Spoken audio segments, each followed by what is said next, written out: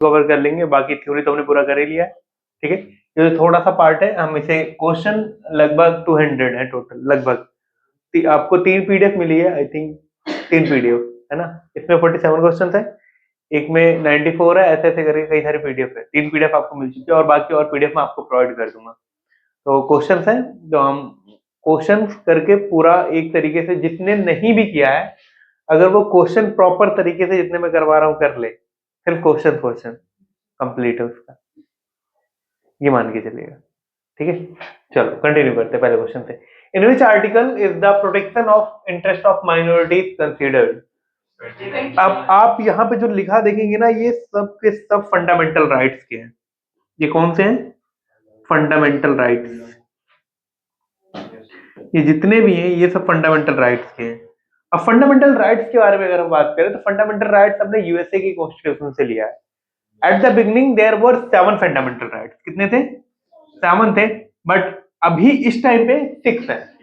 एक हमने ड्रॉप कर दिया, और जो ड्रॉप किया है वो 44th अमेंडमेंट 1978 से ड्रॉप किया है, जिसे बोलते हैं right to property. Present time पे हमारे टोटल 6 फंडामेंटल राइट्स हैं, और 7th वाला हमने ड्रॉप कर दिया है, जो राइट टू प्रॉपर्टी था वो अब लीगल राइट है, आई थिंक 300A में है वो।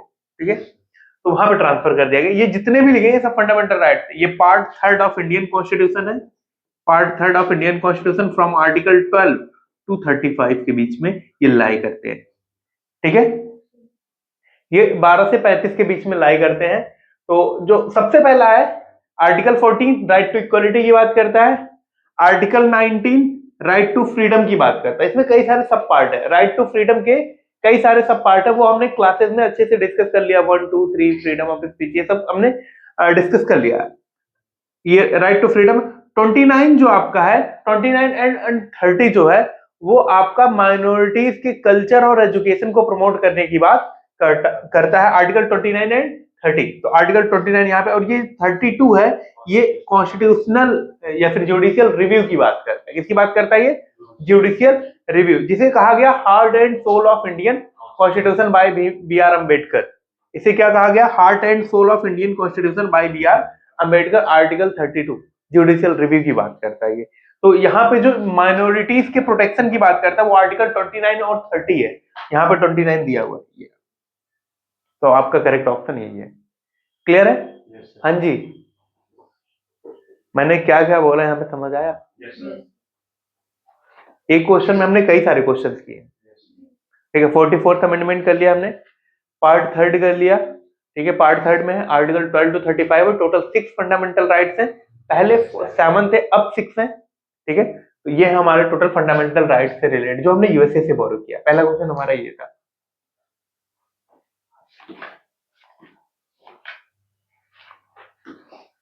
Freedom of the press meets which article of Indian constitution. अभी हमने राइट टू फ्रीडम की बात किया, राइट टू फ्रीडम आर्टिकल 19 की बात है, आर्टिकल 19 की बात है राइट टू फ्रीडम। आर्टिकल 21 है right to life and personal liberty की बात करता है, आर्टिकल 21। आर्टिकल 14 अभी राइट जो इक्वलिटी बिफोर लॉ की बात करता है, और आर्टिकल 16 किसकी बात करता है? जो गवर्नमेंट जॉब्स वगैरह में अपॉर्चुनिटीज की बात करते हैं ना, आप गवर्नमेंट जॉब से अपॉर्चुनिटीज की बात करते हैं, तो वहां पे इक्वलिटी की बात की गई है आर्टिकल 16 में, कि वहां पे इक्वलिटी होनी चाहिए। गवर्नमेंट जॉब अगर किसी को मिलनी है तो उसमें इक्वलिटी होनी चाहिए। लेकिन फिर लोग कहते हैं फिर रिजर्वेशन कहता है, तो रिजर्वेशन को एक पॉजिटिव डिस्क्रिमिनेशन बोला गया है, कि वो क्या है? पॉजिटिव डिस्क्रिमिनेशन है। तो आर्टिकल 16 जो है वो रिजर्वेशन है के बारे में, जो बेसिकली उसको पॉजिटिव डिस्क्रिमिनेशन के पार्ट में डाला गया, और यहाँ पे पब्लिक सर्विसेज में जो भी हैं उनमें इक्वलिटी की बात की गई है। Article 14 equality before law, article 21 right to life and personal liberty, article 19 जो है वो राइट टू फ्रीडम की बात करता है, और यहाँ पे फ्रीडम ऑफ प्रेस के बारे में बात की गई, तो यहाँ पे आर्टिकल 19 होगा राइट टू फ्रीडम, यानी फ्रीडम ऑफ प्रेस। यहाँ पे कई सारे सब पार्ट्स हैं, जितने भी फ्रीडम से रिलेटेड क्वेश्चंस आते हैं आर्टिकल 19 में ही आते हैं। ठीक है,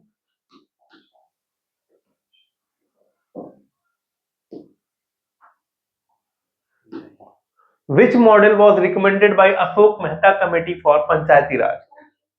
देखो जो बेसिकली पंचायती राज है ना, इसमें कई सारी कमेटीज बनी थी।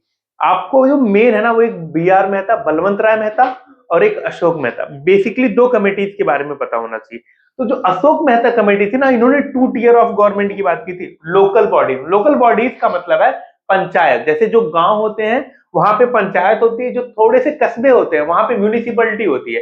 तो म्यूनिसिपैलिटी बेसिकली उसमें फिर ये डिवाइड होता है कि वहां की कितनी पॉपुलेशन एग्रीकल्चर सेक्टर में काम कर रही है, इतने स्क्वायर किलोमीटर में कितने लोग रह रहे हैं, ये सब basically 2/3 of the population non agricultural work में होना चाहिए, ऐसा कुछ प्रोविजंस है, तब जाके वो म्यूनिसिपैलिटी के पार्ट में आता है। और ये 3 टियर प्रेजेंट टाइम पे कितने हैं?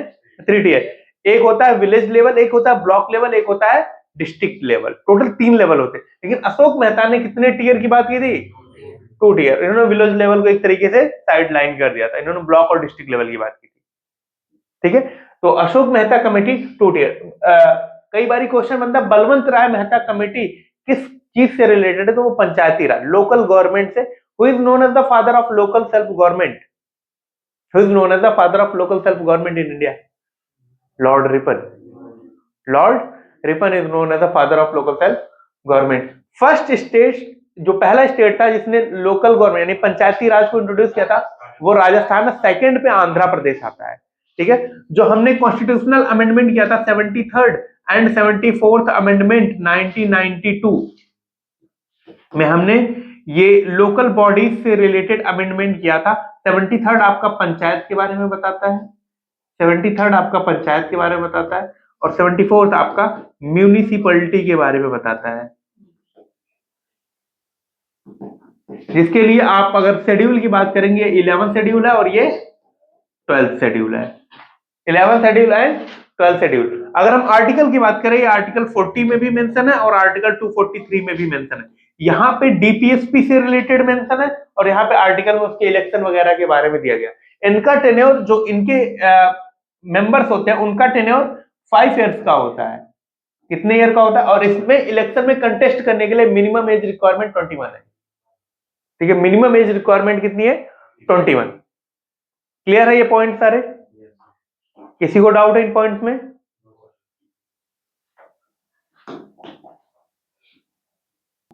Which of the following state does not have Panchayati Raj institution? 3 state है। ठीक है, यहां पे 2 ही मेंशन है, नागालैंड, मेघालय और मिजोरम भी है। ये 3 स्टेट है जहां पे नहीं है। ठीक है, नागालैंड, मेघालय एंड मिजोरम, ये 3 स्टेट है जहां पे पंचायती राज सिस्टम नहीं है। बेसिकली वो शेड्यूल्ड ट्राइब्स वगैरह से रिलेटेड हो जाते हैं ना थोड़ा से, तो वहां पे ऐसी कुछ चीजें नहीं हो पाती है। तो यहाँ 3 जगहों पे है ये नहीं, यहाँ पे 3 जगहों पे नहीं है। ये 3 स्टेट है, नागालैंड, मेघालय एंड मिजोरम। ये बेसिकली आप जब 7 सिस्टर्स की बात करें, नॉर्थ ईस्ट स्टेट जो है वहां पे होते हैं बेसिकली, नॉर्थ ईस्ट में। और नॉर्थ ईस्ट में ST पॉपुलेशन ज्यादा रहती है, ट्राइब्स वाले।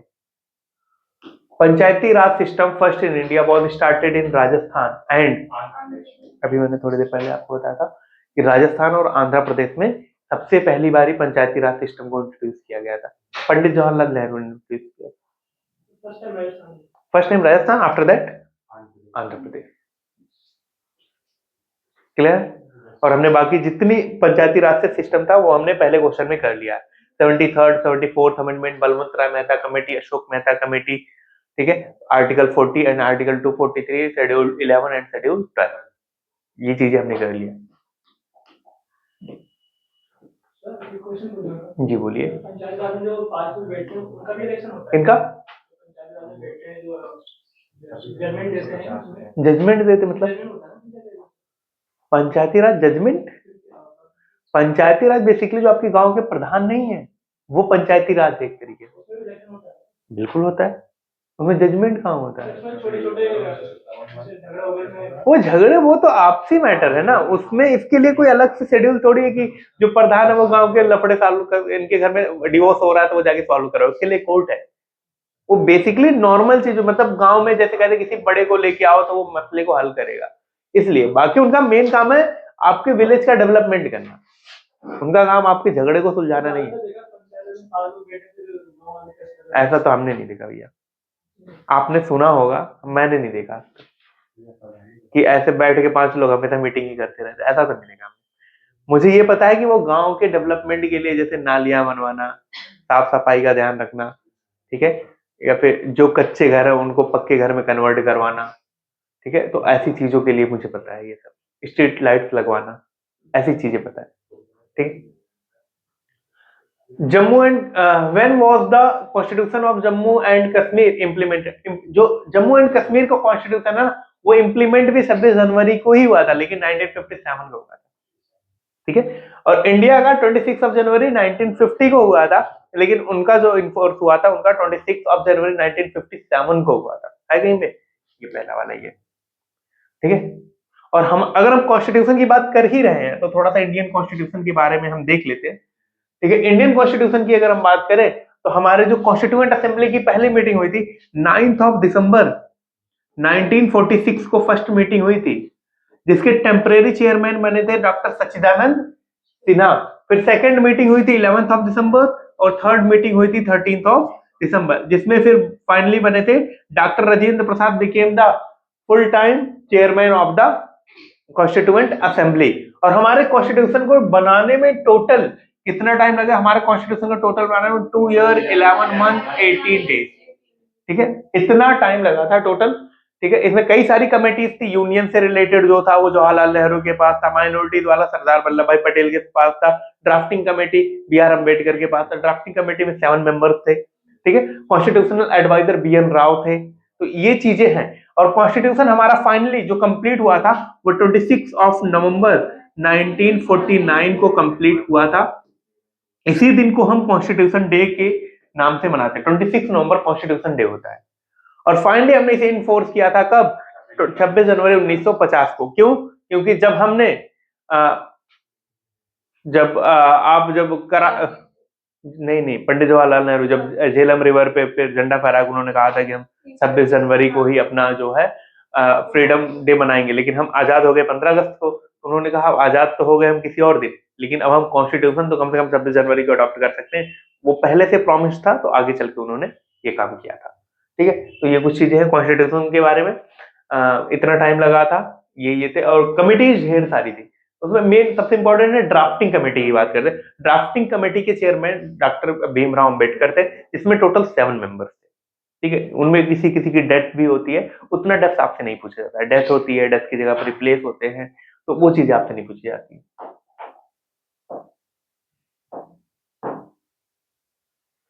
When was Goa given the status of 25th state?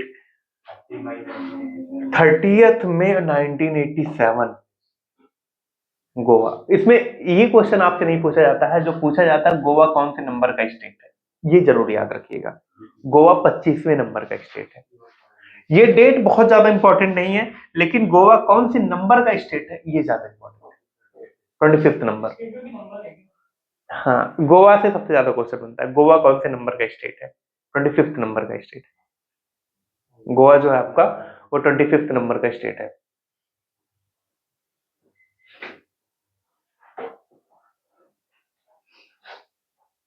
Goa किसके पास था? सबसे लास्ट में गोवा लिबरेट हुआ था पोर्तुगीज से ऑपरेशन पोलो चला था, ठीक है, ऑपरेशन पोलो, जिसे पोर्तुगीज को गोवा से भगाया गया था एक तरीके से।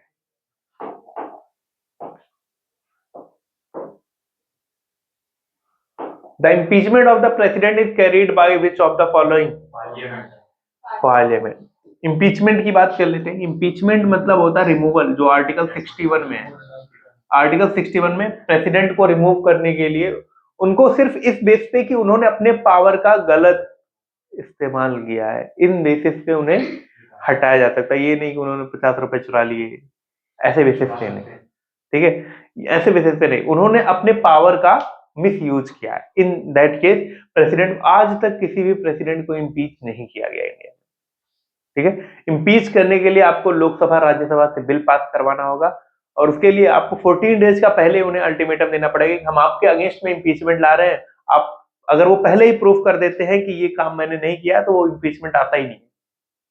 उन्हें पहले नोटिस देना पड़ता है, ये नोटिस है, आपका ये जुर्म है, आप साबित करो आपका जुर्म नहीं। अगर आपने साबित नहीं किया आपने कि नहीं किया है, तो हम आपके अगेंस्ट में इम्पीचमेंट लाएंगे। तो अगर उन्होंने साबित कर दिया कि हम नहीं लाए, हमने नहीं किया ये जुर्म, तो इम्पीचमेंट आएगा ही नहीं। अगर वो नहीं प्रूफ कर पाए, इन दैट केस इम्पीचमेंट आएगा, वो कहीं पे भी आ सकता है, राज्यसभा और लोकसभा दोनों में से कहीं से भी स्टार्ट हो सकता है। ठीक है, इसे बोलते हैं इम्पीचमेंट ऑफ द प्रेसिडेंट। और पूछा जाता है कोई इकलौते गवर्नर जनरल वगैरह जो थे वो इम्पीच हुए थे, वो हैं आपके वॉरेन हेस्टिंग्स। ठीक है, वॉरेन हेस्टिंग्स हुए थे।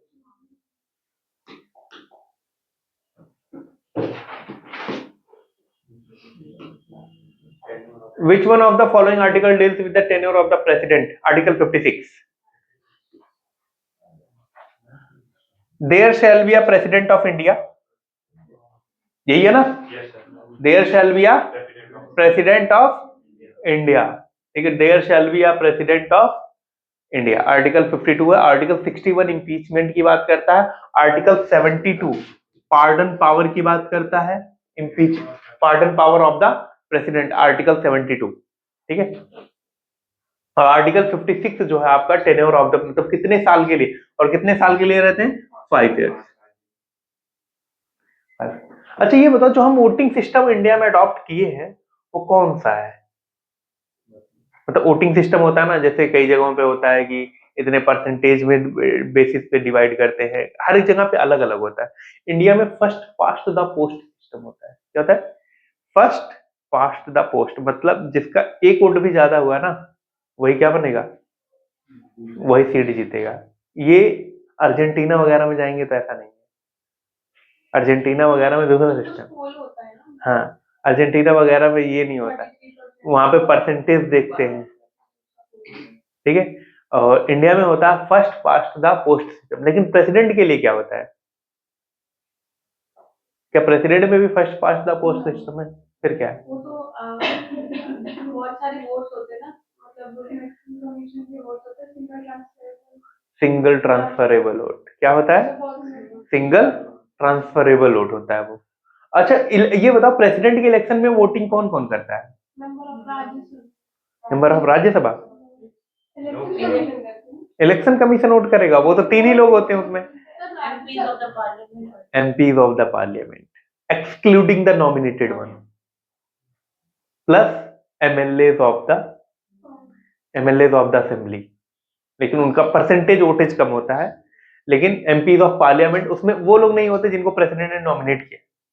वो जो 12 होते हैं ना, राज्यसभा में 12 थे और 2 आपके पहले लोकसभा में भी थे, अब तो हट गए एंग्लो इंडियन, पहले वो भी थे। ये 14 लोग वोट नहीं करते थे, बाकी सब करते थे। ठीक है, और बाकी लेजिस्लेटिव असेंबली के मेंबर्स भी करते हैं, एक्सक्लूडिंग द नॉमिनेटेड वन। ठीक है, जितने लोग भी इलेक्टेड रहते हैं वही all elected members of parliament and legislative assembly, that's it.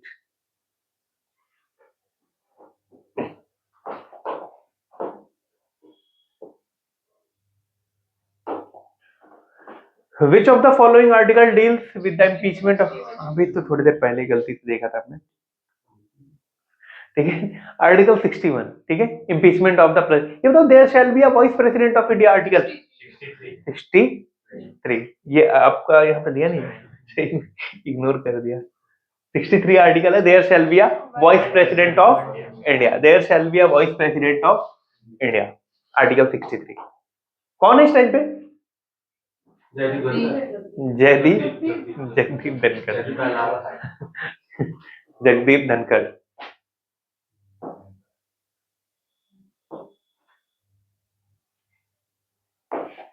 Which one of the following article deals with the appointment of the prime minister and other minister? ये बताओ पहले, इन्हें अपॉइंट कौन करता है? Prime minister. हाँ, prime minister and the ministers. President. Under which article? 75। Under article 75 president prime minister को और उनके मिनिस्टर्स को, जैसे अमित शाह हो गए, राजनाथ सिंह हो गए, निर्मला सीतारमन हो गई, इन सबको अपॉइंट करने का काम किसका है? प्रेसिडेंट का। ये जी जेपी नड्डा, वो हेल्थ, आई थिंक, नहीं हेल्थ में क्या नाम है वो, यूनियन मिनिस्टर, वो कैबिनेट मिनिस्टर भी है इस टाइप पे, किसी में तो है वो।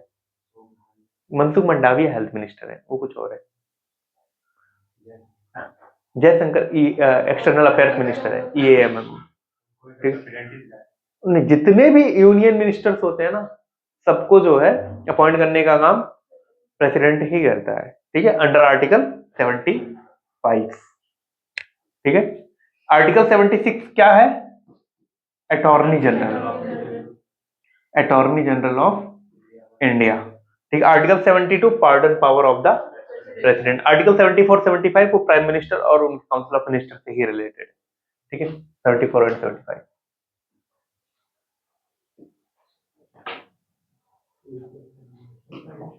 The prime minister is appointed by which one of the following. अभी हाँ वही तो था, अभी प्रेसिडेंट। चलो इनको भी देख लो। अटॉर्नी जनरल को कौन अपॉइंट करता है?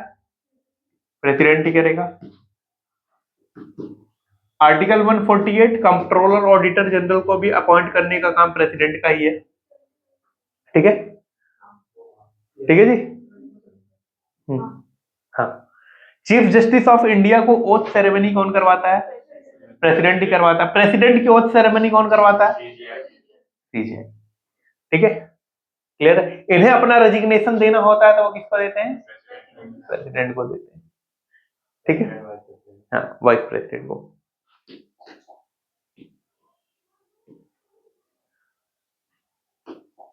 The fundamental duties are mentioned in part 4A। Part 4A देखो, ए वाले जितने आते हैं ना, ये सब बाद में हमारे कॉन्स्टिट्यूशन में ऐड हुए। मैंने कई बार बताया कि ज्यादातर चांस क्या रहता है कि हमारे कॉन्स्टिट्यूशन में ऐड ऑन हुए। अब 4A है, इसका मतलब ये ऐड हुआ। ये हुआ था 42nd amendment 1976। Total 10 fundamental duties add हुए थे, बाद में एक और ऐड किया गया, right to education. Total 11 fundamental duties है इस टाइप पे। ये हमने बोरो किया है यूएसएसआर से, रशिया से किया हमने बोरो कहां से किया है? यूएसएसआर से। ठीक है, और कैसे याद रखना वो आपको क्लास में बताया गया है। ठीक है, आप एक बार गेस तो कर ही सकते हैं कि यहाँ पे क्या होगा। ठीक है, part 4A of Indian constitution, there are total. और आर्टिकल की बात करेंगे, आर्टिकल 51A है। Article 51A total 11 fundamental duties है। 51A के अंडर में आता है ABCD के तक आता है। के फॉर 11 होता है ना, के तक रहता है पूरा ये। और लास्ट वाला आपका एजुकेशन का है।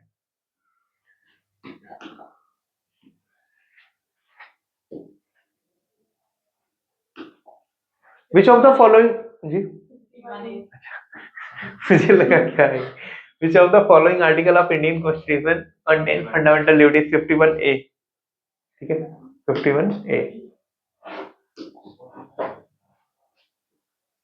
आपको फालतू के आर्टिकल इसलिए नहीं बताया जा रहे हैं क्योंकि जो आने नहीं है वो आपके दिमाग में क्यों होता है ना। Which article of Indian constitution abolish under, ये सबसे इंपॉर्टेंट माना जाता है ये आर्टिकल 17। एक बार ये फंडामेंटल राइट्स के इन्हें डिस्कस कर लेते हैं। आर्टिकल 14 इक्वलिटी बिफोर लॉ की बात करता है। Article 15 discrimination on the basis of caste, religion and sex and birth place के बारे में बात करता है। आर्टिकल 18 अबॉलिशन ऑफ टाइटल्स की बात करता है। ठीक है, ये सब फंडामेंटल राइट्स हैं आपके। ये अबॉलिशन ऑफ टाइटल्स की बात करता है, discrimination on the basis of caste, religion and sex की बात करता है, इक्वलिटी बिफोर लॉ और abolition of untouchability.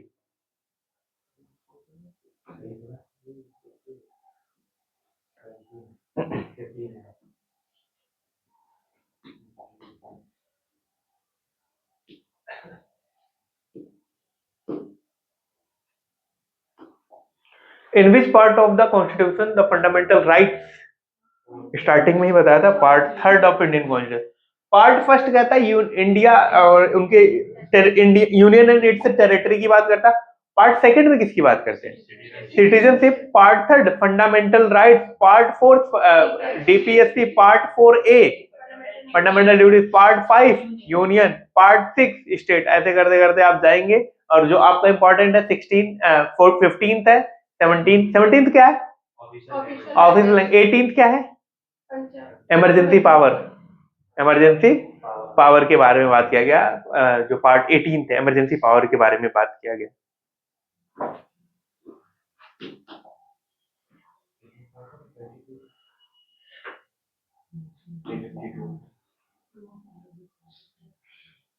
National emergency declared under which of the following article? 352।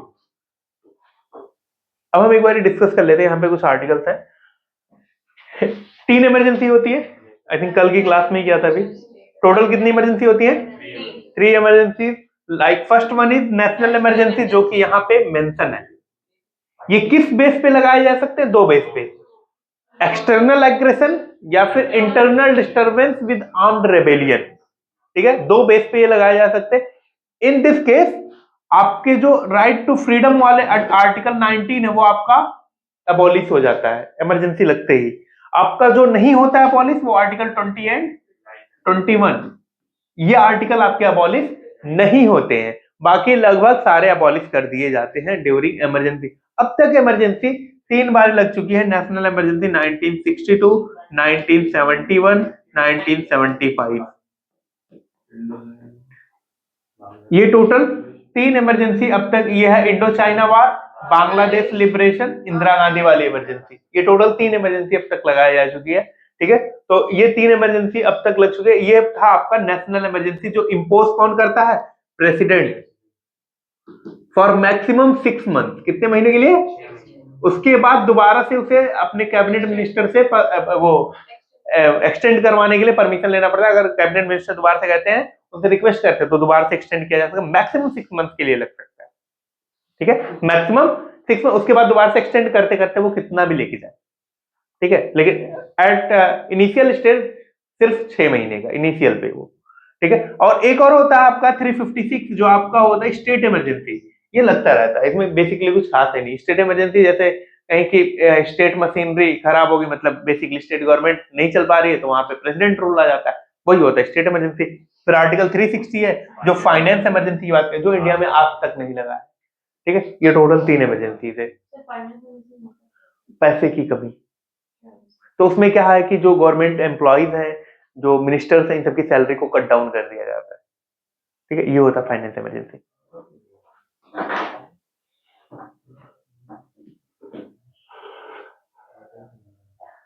When was Himachal Pradesh? When was the Himachal Pradesh was given full statehood? वाह, exactly. ठीक है, 25 जनवरी 1971, 25 of January 1971। ये date आपके लिए important नहीं, मैं पहले बता देता हूँ इसको, ये क्वेश्चन आपके लिए जरूरी है। ठीक, Who was the first president of India? Dr. Rajendra Prasad. First vice president of India? Dr. Sarvapalli Radhakrishnan. Second prime minister of India? Sorry, second president of India? Gulzari Lal Nanda was an acting team. Acting, वो 2 बार acting, prime minister थे ना। जो पता है starting में क्या होता है, जो वाइस प्रेसिडेंट थे वही प्रेसिडेंट बनते हैं, फिर वाइस प्रेसिडेंट थे वही क्या बनते हैं, ये याद रखना। मैडम डॉक्टर सर्वपल्ली राधाकृष्णन, पे जाकिर हुसैन, क्या नाम है ना, जाकिर हुसैन आएंगे, ऐसा। हाँ जी, ऐसे वो चेंज होता रहता है। अब सुनो, क्या क्या बता रहे तुम्हें? एक्टिंग, गुलजारी लाल नंदा इकलौते एक्टिंग पीएम है जो 2 बारी बने। 1964 में जब जवाहरलाल नेहरू की डेथ हुई थी, 13 दिन के लिए बने थे। फिर 1966 में जब लाल बहादुर शास्त्री की डेथ हुई थी, तब भी वो 13 डेज के लिए एक्टिंग पीएम बने थे। ठीक है, ठीक है, जब जवाहरलाल नेहरू थे, उनकी डेथ के बाद 13 दिन के लिए एक्टिंग पीएम ये बने, फिर बने लाल बहादुर शास्त्री, फिर लाल बहादुर शास्त्री के बाद 13 डेज के लिए बने, फिर उसके बाद कौन बना? इंदिरा गांधी बनी। ठीक है, एक्टिंग पीएम इकलौते हैं गुलजारी लाल नंदा जो 2 बारी बने। ठीक है, तो first president was doctor Rajendra Prasad, और ये आपके कॉन्स्टिट्यूएंट असेंबली के भी चेयरमैन थे। इनके पीछे बहुत सारे वो है, मतलब बुक्स में लिखा हुआ है इनको क्यों बनाया गया है। ये पंडित जवाहरलाल नेहरू के वफादार थे, मतलब बुक्स वगैरह आप में ऐसे कुछ लिखा हुआ है, कहानी बाद में। है, उनको पीछे बनाने की बहुत सारी वजह जो बुक्स में, मैं बिल्कुल आपको बता दूंगा, बिल्कुल। ठीक है, what was the total expenditure in 64 million था। अब यहाँ पे नंबरों में ना जो है ना, 64 मिलियन के आसपास माना जाता है। 64 मिलियन है तो लगभग यही जाएगा। ठीक है, 64 मिलियन माना जाता है। कितने रुपए का? मिलियन, मिलियन 1 मिलियन में 10 लाख होते हैं, लगभग 6 करोड़ 40 लाख। जी, 6,40,00,000 मतलब 64 मिलियन ऐसे मतलब जो है।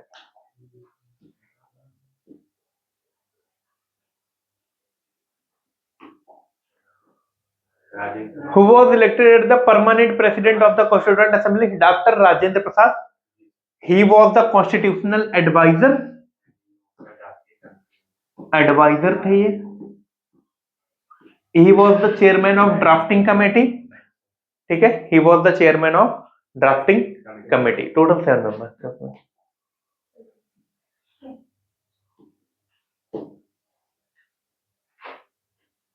What was the number?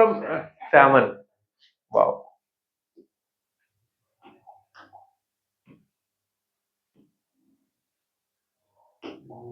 Who was appointed as the chairman of drafting committee for the Constituent Assembly?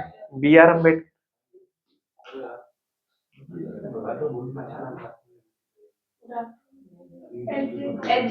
First chief justice of India H.J.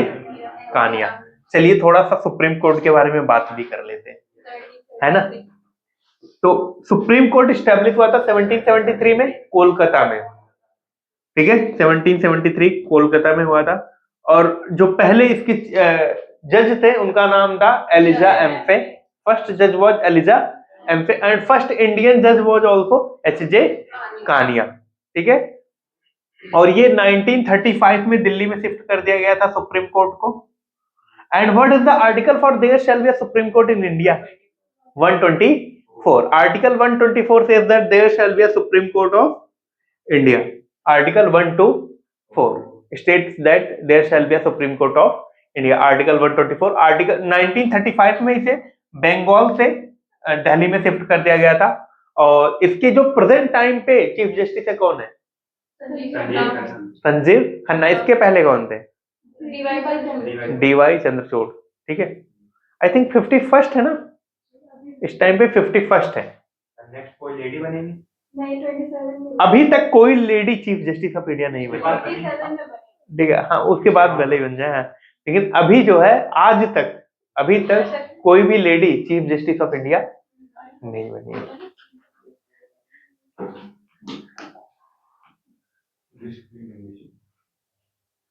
अच्छा, यहाँ पे एक नाम था, अच्छा वही नाम तो आगे भी यही पे डिस्कस कर लेंगे। Who was the first speaker of like Ganesh Vasudev मावलानकर, जीवी मावलानकर, ठीक है, जीवी मावलानकर। स्पीकर इस टाइम पे कौन है? ओम बिरला। ओम बिरला। ये कौन होते हैं? ये लोकसभा के चेयरमैन होते हैं, लोकसभा चेयरमैन होते हैं, लोकसभा चेयरमैन, लोकसभा के चेयरमैन होते हैं ये, जो आपके स्पीकर होते हैं। और जो राज्यसभा के चेयरमैन होते हैं वो वाइस प्रेसिडेंट होते हैं।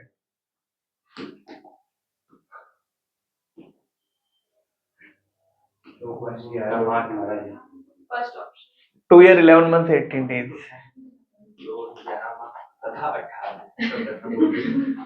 बस इतनी। Which of the following is not a fundamental right? ठीक है, राइट टू फ्रीडम सबसे पहला है, राइट टू इक्वलिटी, दूसरा राइट टू फ्रीडम, तीसरा कौन सा है? Freedom of religion. ठीक, देखो पहला 14 से 18, फिर 19 से 22, नहीं 23 एंड 24, 25 से 28, 29 एंड 30 और फिर है 32।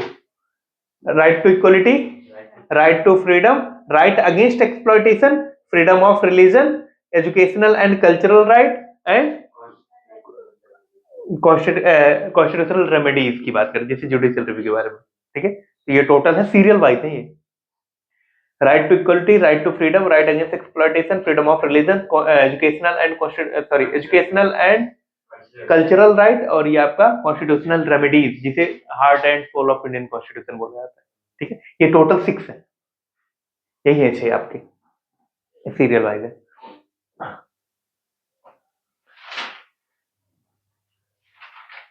और राइट टू प्रॉपर्टी जो था आपका वो अब 300 ए लीगल राइट है, और 44th अमेंडमेंट 1978।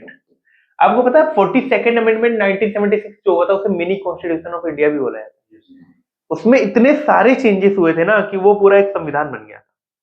मतलब कॉन्स्टिट्यूशन को इंदिरा गांधी ने अपने हिसाब से पूरा बना दिया। कई सारे चेंजेस, बहुत सारे ड्रास्टिक चेंजेस हुए थे उसमें एकदम। लाइक इंडिया में जो आप जब पढ़ते, इंडिया जो sovereign socialist secular democratic and Republic, इसमें जो सोशलिस्ट और सेकुलर फिर आप इंटीग्रिटी की जो ये वर्ड ऐड हुए थे ना, ये 42nd अमेंडमेंट 1976 में हुए थे।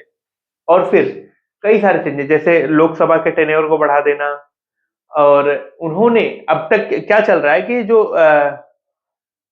सुप्रीम कोर्ट के जज होते हैं, जो सीनियर मोस्ट होता है वही चीफ जस्टिस बनता है, उन्होंने उसको भी चेंज कर दिया था, अपने हिसाब से चीफ जस्टिस किसी और को बना दिया। तो वापस वो पहले वैसे हो गए? नहीं, उसमें चेंज नहीं किया था, उन्होंने रिकमेंड करना था, उन्होंने उनका नाम रिकमेंड करके बनवा दिया। हाँ भी रिकमेंडेशन करती है। हाँ रिकमेंड, वही तो नेपोटिज्म। अब तो मतलब बेसिकली इसमें कोई चेंज करना चाहता नहीं है, बाकी ये कॉन्स्टिट्यूशन में लिखा नहीं है कहीं, ठीक है, वो चेंज कर देते, अगर वो रिकमेंड कर दे ये बनेगा तो वही बन जाएगा, लेकिन कोई करता नहीं। इंदिरा गांधी ने एक बार किया है, ठीक है। कई सारे चेंजेस हुए थे, आप देखेंगे तो उसमें में फंडामेंटल ड्यूटीज को भी ऐड किया गया था। तो जो जो चेंजेस 42nd अमेंडमेंट में हुए थे, 44th अमेंडमेंट में सबको खत्म कर दिया मोस्टली को। 42nd अमेंडमेंट में कहा गया था कि प्रेसिडेंट, अगर कोई बिल पार्लियामेंट से पास हो रही है तो प्रेसिडेंट साइन करे या ना करे वो बिल पास हो जाएगी। 44th अमेंडमेंट आ गया, ऐसा नहीं है, प्रेसिडेंट को साइन करना पड़ेगा। तो ये चीजें, जितनी भी चीजें 42nd अमेंडमेंट हुई है उसका मोस्ट ऑफ द को चेंज कर दिया गया था। ये मोरारजी देसाई ने 44th अमेंडमेंट 1978 से चेंज कर दिया गया इन सबको। अच्छा, केशवानंद भारती केस आप जानते हैं? This is the most highlighted case. हाँ, सेंट्रल केशवानंद भारती। अच्छा, ठीक है। Armed rebellion, external aggression, war दोनों बराबर ही होते हैं, ठीक है।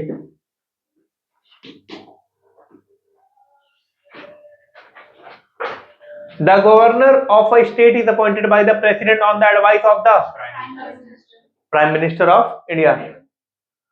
There shall be a governor of a state. Article 153. चले आगे, क्योंकि 152 पे यूनियन खत्म हो जाता है, 153 से स्टेट स्टार्ट होता है, और स्टेट का हेड कौन होता है? Governor. The number of seats reserve for schedule caste and schedule tribe 84, 47, दो चीज, दोनों याद रखना। ये शेड्यूल ट्राइब्स के लिए है, ये शेड्यूल कास्ट के लिए, दो नंबर याद रखना। ये शेड्यूल कास्ट के लिए, शेड्यूल ट्राइब्स के लिए।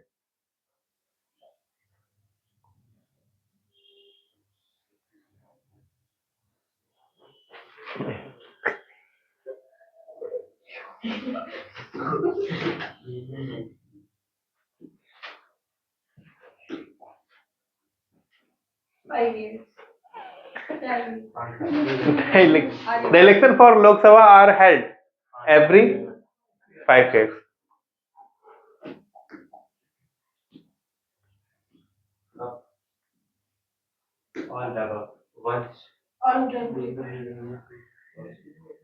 Indian citizenship can be acquired through which of the following? By descent, by naturalization, by registration, all of the above.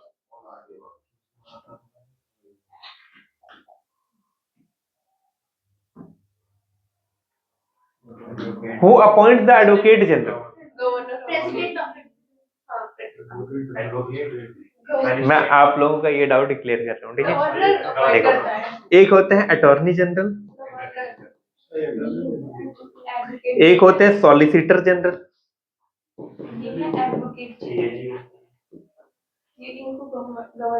एक होते हैं एडवोकेट जनरल।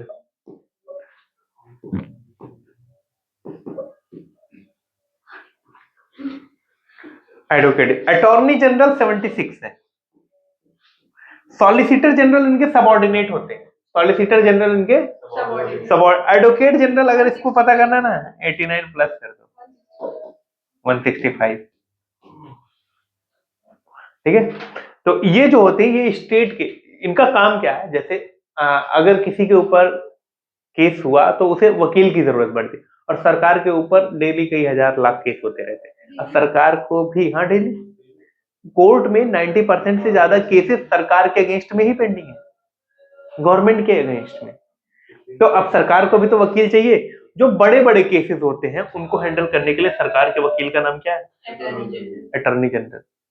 और उन्हीं का सबऑर्डिनेट होता है सॉलिसिटर जनरल। इसी तरीके से स्टेट गवर्नमेंट के भी तो केसेस होते हैं, तो स्टेट गवर्नमेंट के केसेस को झेलने के लिए कौन है?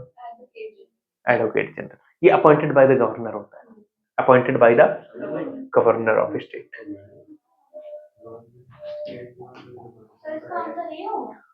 जी ये है। Who does the chief minister give? Governor को ही देते हैं, और इनकी ऑथ सेरेमनी भी गवर्नर ही ऑर्गेनाइज करवाता है। ठीक है, ऑथ सेरेमनी भी गवर्नर ही ऑर्गेनाइज करवाता है। यूपी आनंदीबेन पटेल है, चीफ मिनिस्टर थे वो। What is the minimum as became a chief minister? 25। देखो प्राइम मिनिस्टर बनने के लिए कितना एज चाहिए मिनिमम? 25। लोकसभा मेंबर बनने के लिए मिनिमम एज कितनी चाहिए? 25। मैं लिख देता हूं एक बार। लोकल बॉडीज के लिए 21, लोकसभा 25, लेजिस्लेटिव असेंबली मतलब विधायक 25, legislative council 30, Rajya Sabha 30, president 35, vice president 35, और कौन बचा? अरे प्राइम मिनिस्टर को ये अलग से पोस्ट। गवर्नर 35। ये जो है मिनिमम एज है। बाकी मैक्सिमम का मैं आपको बता देता हूं। मैक्सिमम डिस्ट्रिक्ट जज 60, हाई कोर्ट जज 62, सुप्रीम कोर्ट जज 65। डीजे लिखा हुआ है डिस्ट्रिक्ट जज, ठीक है। हाई कोर्ट जज, सुप्रीम कोर्ट जज, ठीक है। अब देखो सुन लो, लोकल बॉडी जो प्रधान और म्यूनिसिपल जो मेयर वगैरह होते हैं उनके लिए मिनिमम एज रिक्वायरमेंट है 21। लेजिस्लेटिव सॉरी लोकसभा उसके लिए मिनिमम रिक्वायरमेंट है 25। लेजिस्लेटिव असेंबली, इनको बोलते हैं सांसद, क्या बोलते हैं? इनको बोलते हैं विधायक हिंदी में। विधायक के लिए मिनिमम एज कितनी चाहिए? 25। लेजिस्लेटिव काउंसिल इन्हें बोलते हैं, नहीं, इनके मेंबर को बोलते हैं MLC, member of legislative council, Vidhan Parishad. MLC होते हैं। एमएलसी वो 6 स्टेट नहीं है, कर्नाटका, आंध्र प्रदेश, बिहार, तेलंगाना, महाराष्ट्र, यूपी, ये जो 6 स्टेट है यहाँ पे एमएलसी होते हैं, बाकी कहीं पे नहीं होते।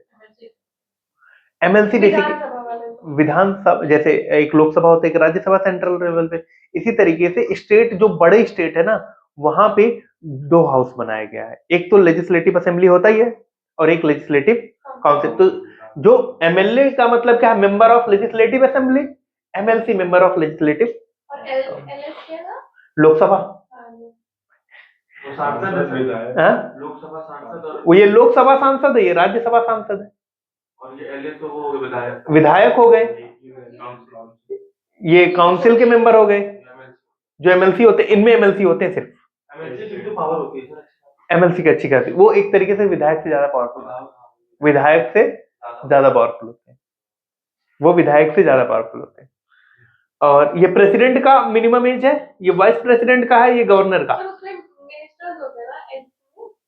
लेजिस्लेटिव काउंसिल में मिनिस्टर तो कहीं के भी हो। अब ये बताओ, जो सेंट्रल मिनिस्टर है वो लोकसभा से, मेरी बात सुनिए, जो सेंट्रल मिनिस्टर है वो चाहे लोकसभा से हो या राज्यसभा से हो, डजंट मैटर। इसी तरीके से जो स्टेट के मिनिस्टर होते हैं वो भी चाहे लेजिस्लेटिव असेंबली से हो चाहे लेजिस्लेटिव काउंसिल से।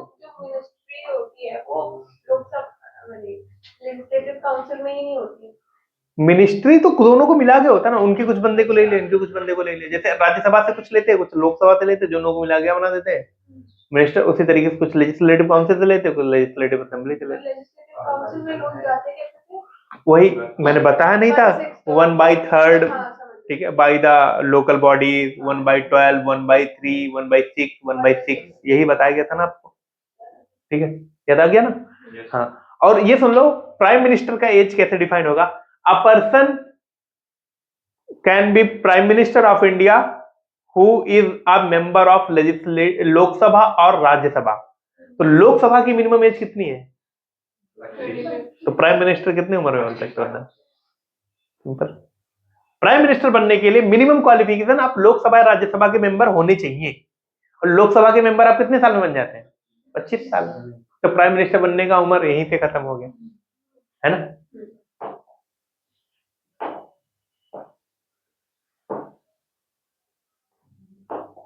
Who was appointed to the post of constitutional? B N Rao.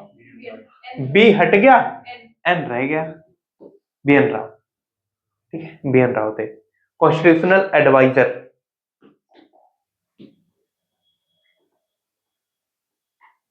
Vice president is a member of Lok Sabha? बिल्कुल नहीं, वो तो बैठते भी नहीं। Is a member of Rajya Sabha? बिल्कुल नहीं। Is a member of any house? कुछ नहीं, नो एमपी। वो राज्यसभा के मेंबर नहीं होते, वो चेयरमैन होते हैं। मेंबर तो एमपी होते हैं, है ना, वो कुछ नहीं होते, वो सिर्फ चेयरमैन ऑफ राज्यसभा होते हैं। ये यहाँ पे नो एरर था, लेकिन मतलब नो नो ऑप्शन था, नन ऑफ द अबव था, बट यहाँ पे थोड़ा एरर कर दिया, ठीक है। वो ना तो लोकसभा के मेंबर होते हैं, ना ही राज्यसभा के मेंबर होते हैं, और ना ही किसी हाउस के मेंबर होते हैं, वो मेंबर होते ही नहीं। वो प्रेसिडेंट किसी का भी वो भी नहीं होता। जिनके लिए अलग से वोटिंग होती है, ये बताओ, लोकसभा और राज्यसभा की वोटिंग के टाइम पे क्या प्राइम मिनिस्टर और प्रेसिडेंट का, सॉरी, प्रेसिडेंट और वाइस प्रेसिडेंट की वोटिंग होती है?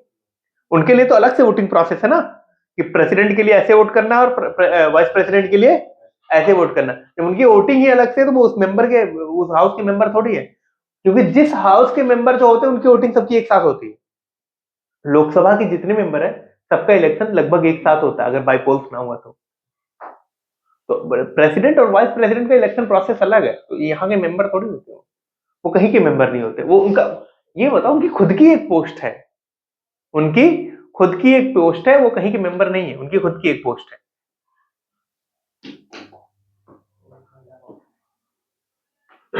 What is the chairman? Who is the chairman of municipal corporation? What? Mayor. Mayor होते हैं।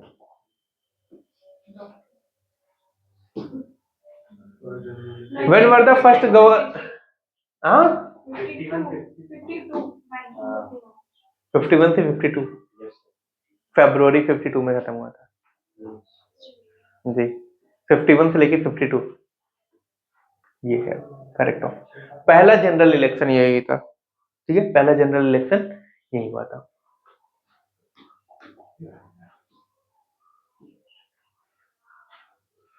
By whom was the preamble presented before the drafting committee of the Constitution?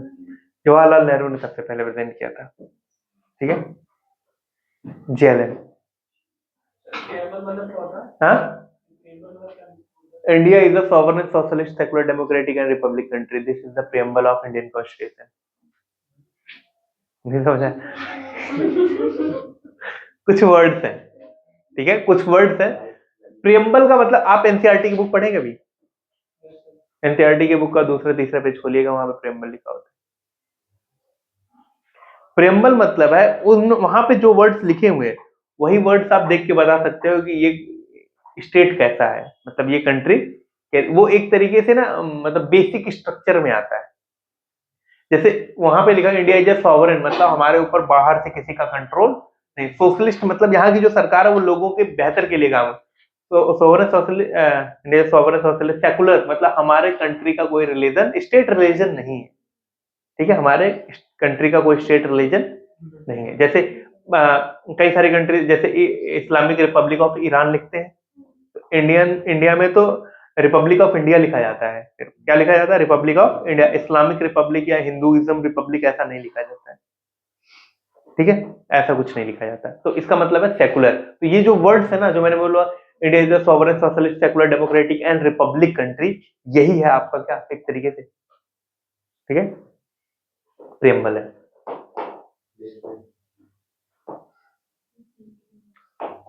What is not destroying government property? Civic नहीं, civil duty होता है वैसे, ठीक है, civil duty है। आप गवर्नमेंट की प्रॉपर्टी को ना तोड़ो, ये तो मतलब एक नागरिक का कर्तव्य है ना, सिविल ड्यूटी है। जाओ और तोड़ने लग जाओ, सिविल ड्यूटी है। The oath office of administered to the governor by, governor की ओथ सेरेमनी कौन करवाता है? Chief justice of high court, appointed by the president. बताया सही है मैंने, आई थिंक अपॉइंटेड नहीं तो ऐसे कंफ्यूजन वाले नहीं होगा, तुम लोग देख कर मुझे लगता है मैंने बताया। हाँ फिर ठीक है।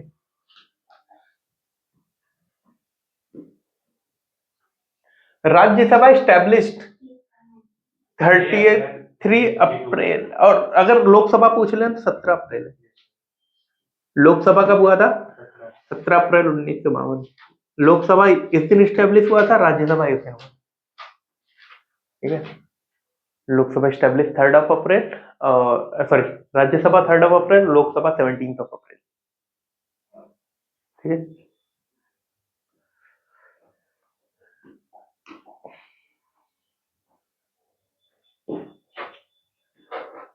पंचायती राज कम इन अ 3 tier, अरे यार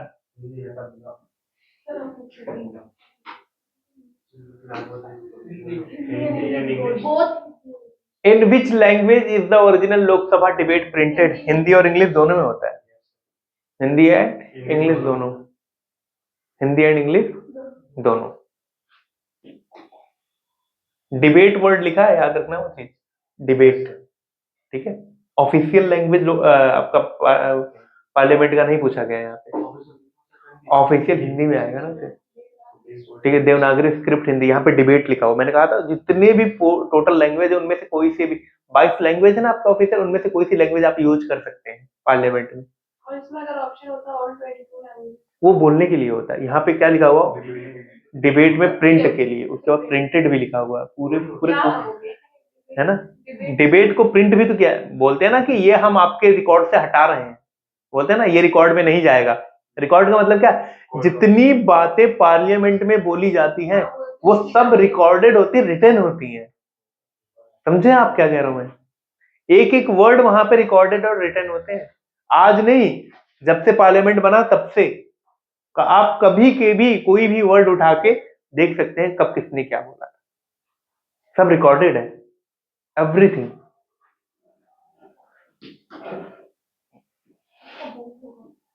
बोथ हुआ, सबसे लास्ट वर्ड।